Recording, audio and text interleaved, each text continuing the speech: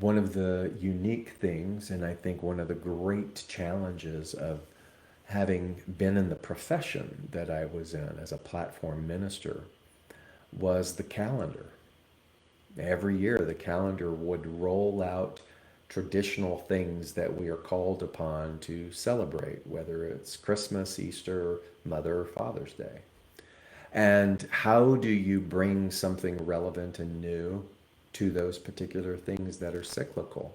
How do you move beyond just the pandering uh, reflections and thoughts and commonalities in terms of quotes to really bring something fresh to the table? And it's one of the reasons why I love the path that I chose, and I'm continuing to participate in it in a different way, is because it makes me dive deeper.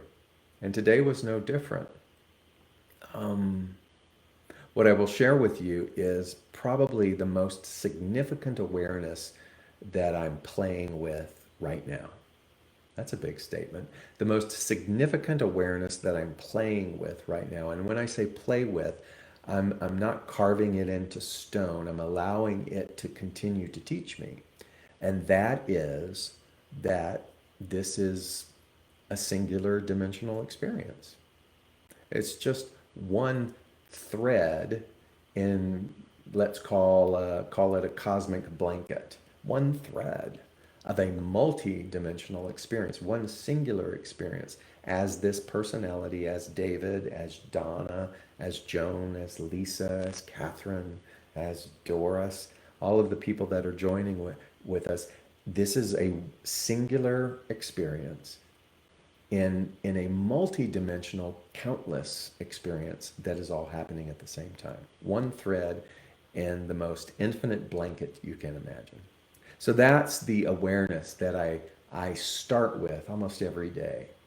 And that awareness that I start with then changes the way in which I explore. It changes the way in which I read things. It changes the way in which I go upon my own personal quest of research. Do you know what I mean? Because when I understand that this one singular thing isn't the totality, it really begins to shift and to work on the consciousness that I have. When I understand I'm not my body, when I understand that the personality of David is the tiniest immeasurable thing compared to the whole, certain things happen. The grievances and the grudges and the woundings uh, take less space within my mind. The heaviness becomes more lighthearted. All things begin to change because the perspective of my understanding has changed. And the same holds true then for something like these calendared holidays. So let's say you and I have a history. We have a history with our fathers. It's Father's Day. So let's talk about the history of our fathers.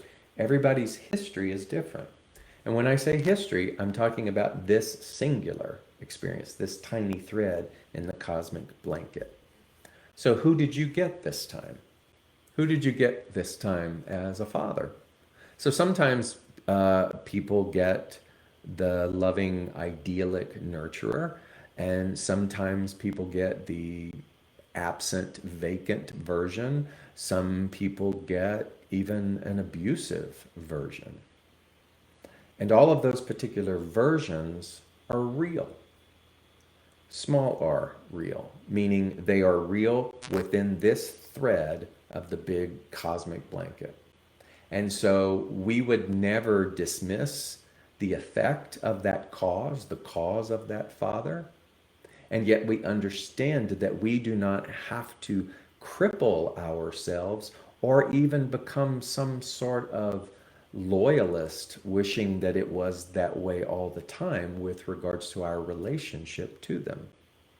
They are a part of our karmic soul family, and they played their role. So when I was less aware, I mean, I was aware intellectually about the multidimensionality, but man, is it really in my face pretty much 24/7 now. It's fascinating.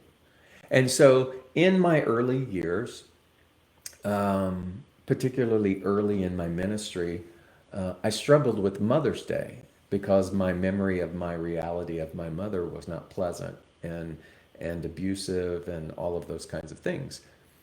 And what I had done with my father, and this is the word I'm going to use today, is I had glamorized my relationship with my father. Glamorized it. Meaning, any of you ever had the glamour shots? Remember the days of the mall when they would have these kiosks and you could go in and they would paint you, they would make you up, they would create a sort of artificiality, a glamour. And we do that within our consciousness. We will glamorize things in order to make it more palatable because we have yet to reconcile or repair the small r reality of how it has affected us.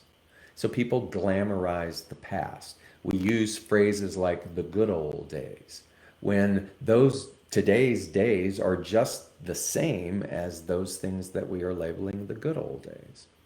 It's I think about that in terms of the the adventures of I've had, the extreme sport adventures that I have had, like hiking across the country of Spain and the Camino, or hiking and summiting Kilimanjaro.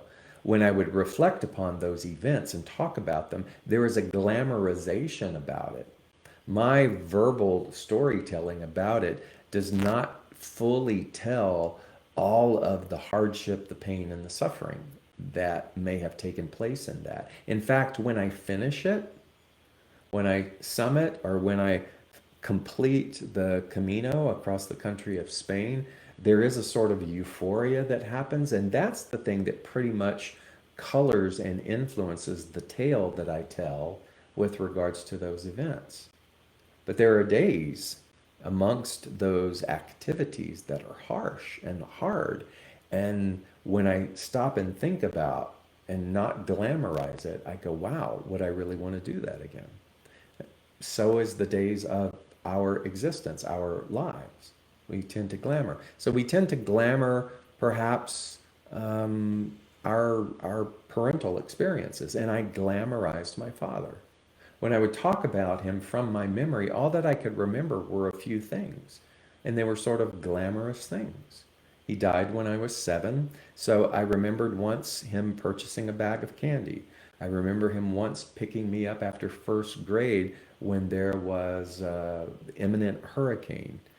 So I remember just a select few things. But as I aged and as I began to do more work, what happened, and some of you know this, is what happened is in that work, that glamorization began to dissolve, and some dissociative trauma that was equated to my father's actions came to surface at the age of 60.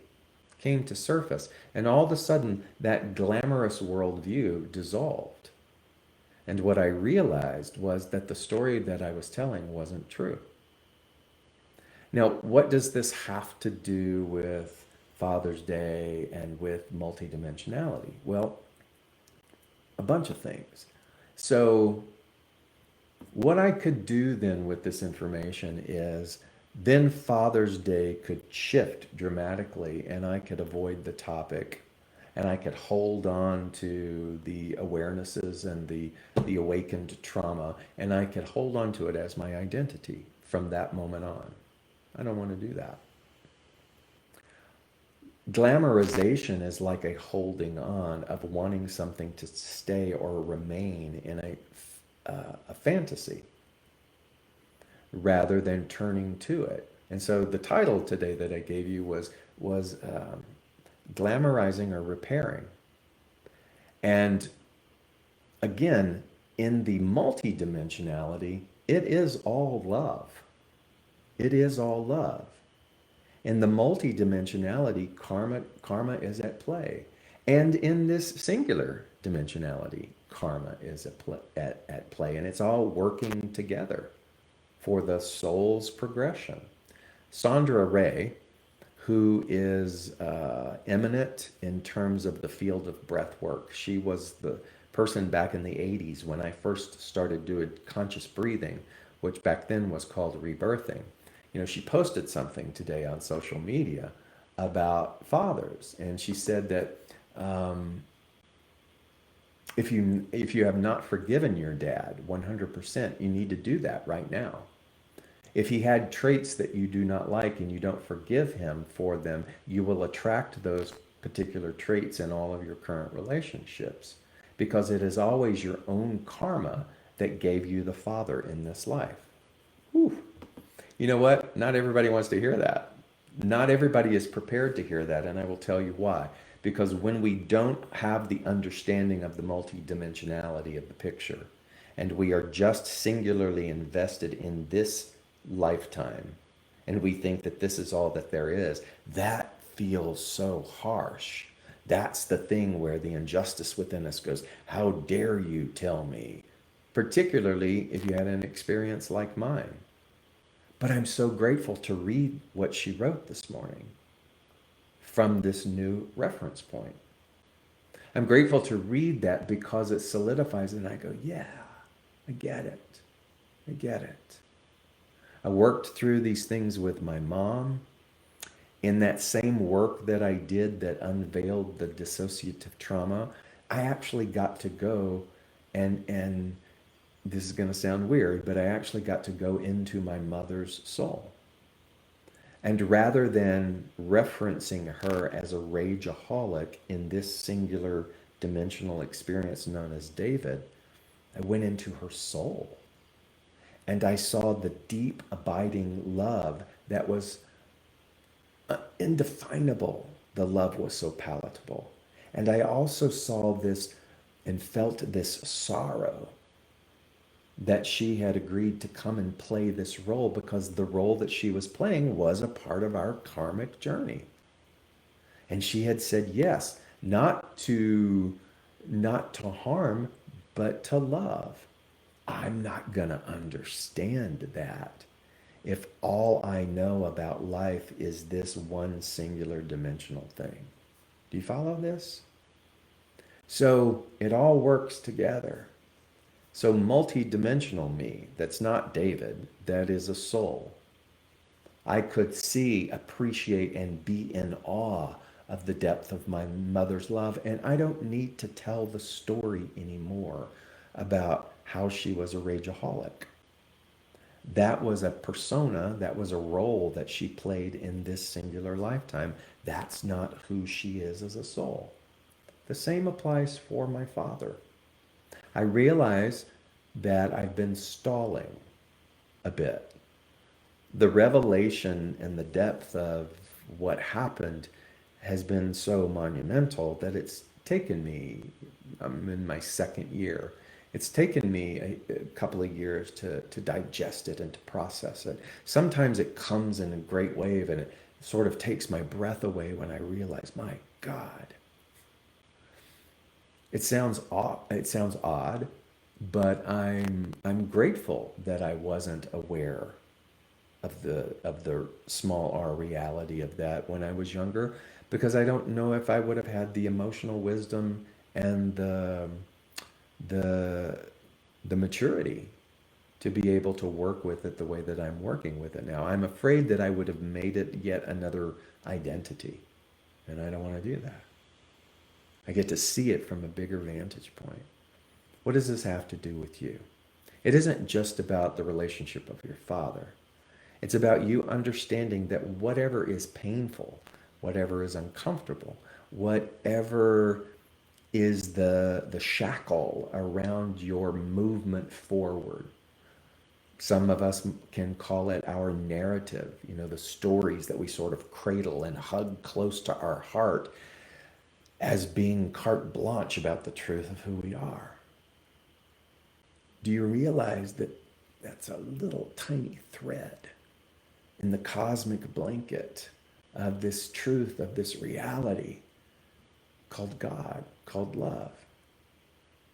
What Sandra was saying was that this person who played my father who ended up being quite the abuser. So much so that one brother committed suicide, and other siblings have died, and it's pretty huge. And yet I can look at it from a different platform, and I don't have to glamorize it. And yet I also get to understand that the reparation that comes with that isn't on anyone else out there. And that's really the point today. Reparation. Reparation is important. Reparation is a topic that is so needed in our culture. You know, as we celebrated Juneteenth yesterday, as we understand that Juneteenth is a not talked about hidden representation of emancipation.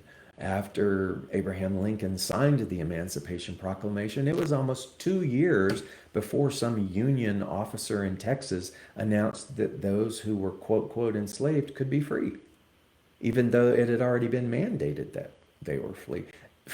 There is both metaphor in that, and there is both horror in that, in the single thread of that which is love, the way in which we treat one another. That's also karma. But we don't teach Juneteenth. We glamorize.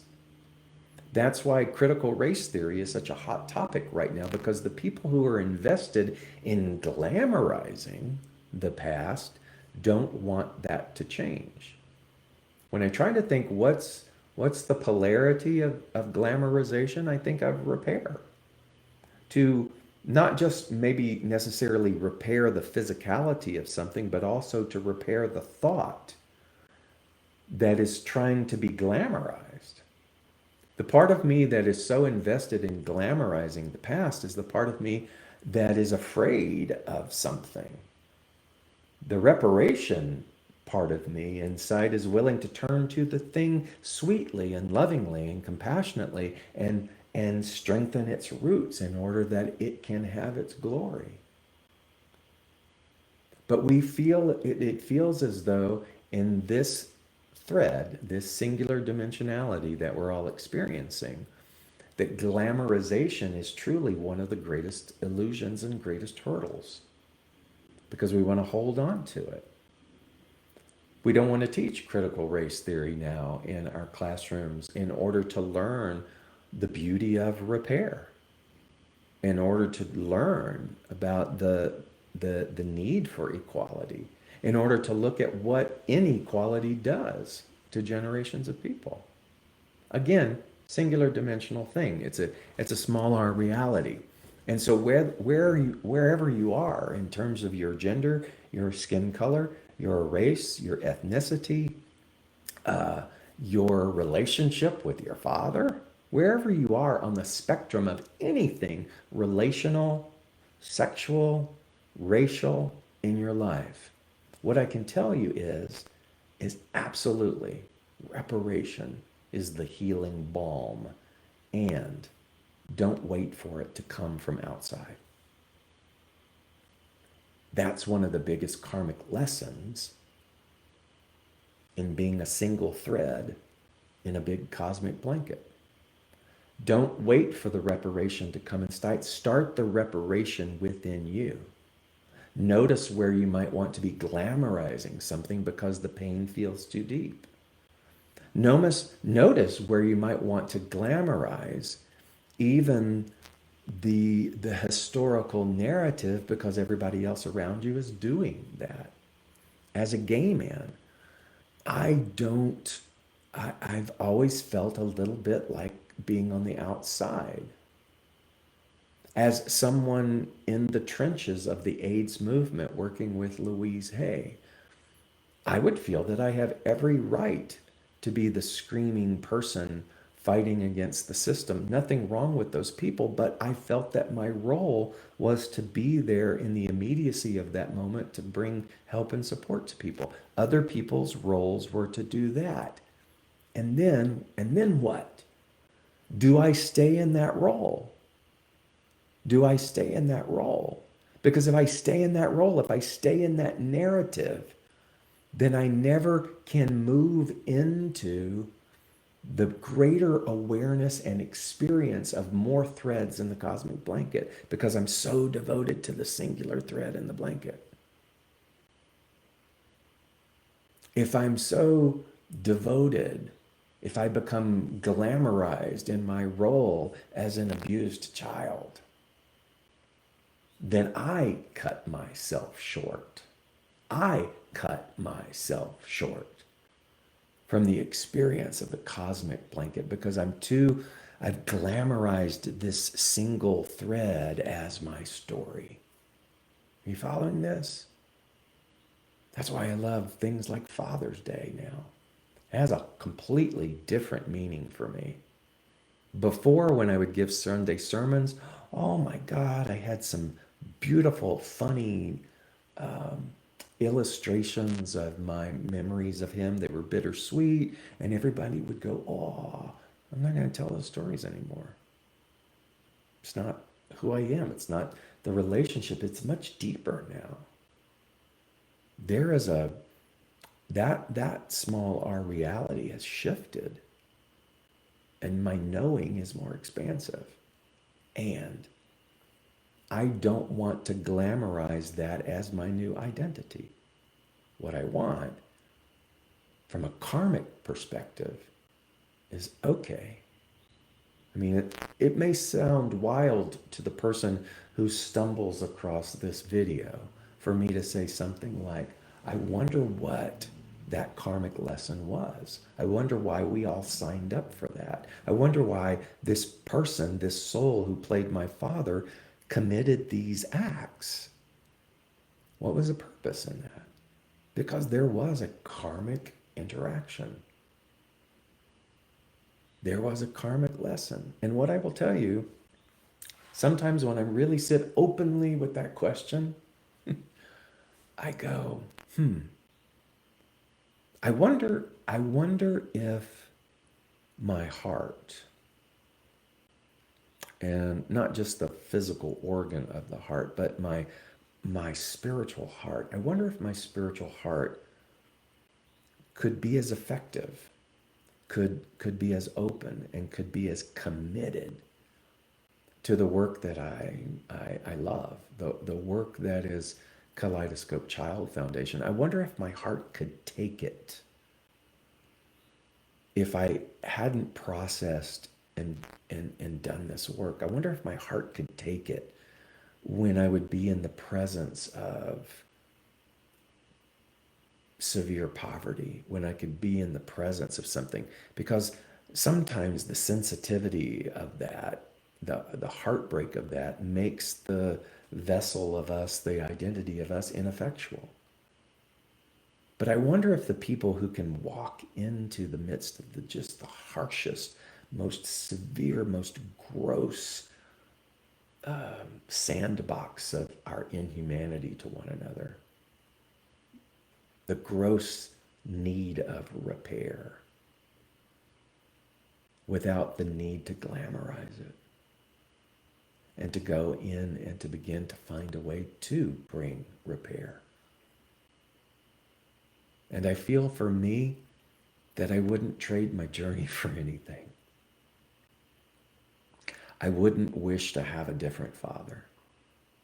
I wouldn't wish to have a different upbringing.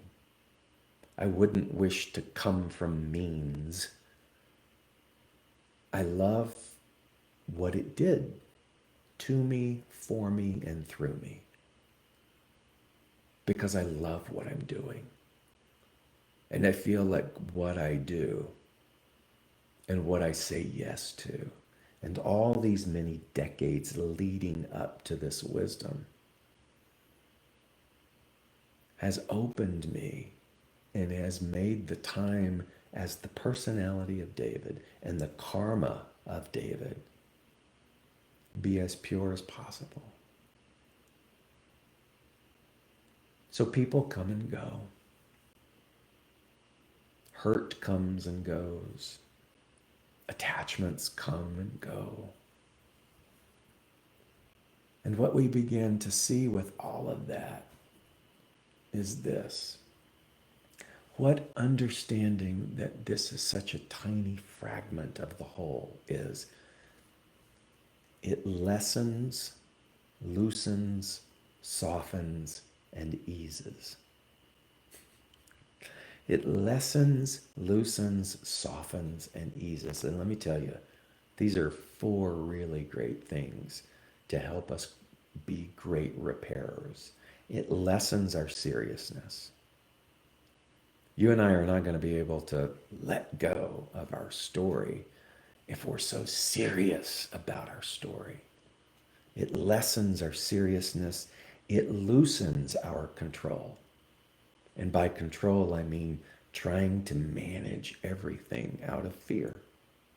It loosens the need of that because we know that no matter how tightly we cling, it's not going to matter anyway. Because this is just but a singular thing, and the lesson is to let go. So I'll just get to repeat the lesson. So you might as well loosen your control. It softens our depression. Softening our depression simply means that we become less polarized by the memory. And we don't have to spend so much fuel glamorizing everything. Even glamorizing the way we are in public. We don't have to do that. And it eases our worry. Why worry? Seriously, what are we worrying about? Because we are a part of a cosmic, multidimensional, immeasurable blanket that really, in all of its definability, is nothing but perfection and love. Lessens, loosens, softens, and eases. Happy Father's Day. How about that for a message? Know that I love you. I love you immensely. I hope that whoever is meant to hear this hears this, and that it resonates for you. May have you a beautiful day and a glorious week, and I'll see you next time. Take care.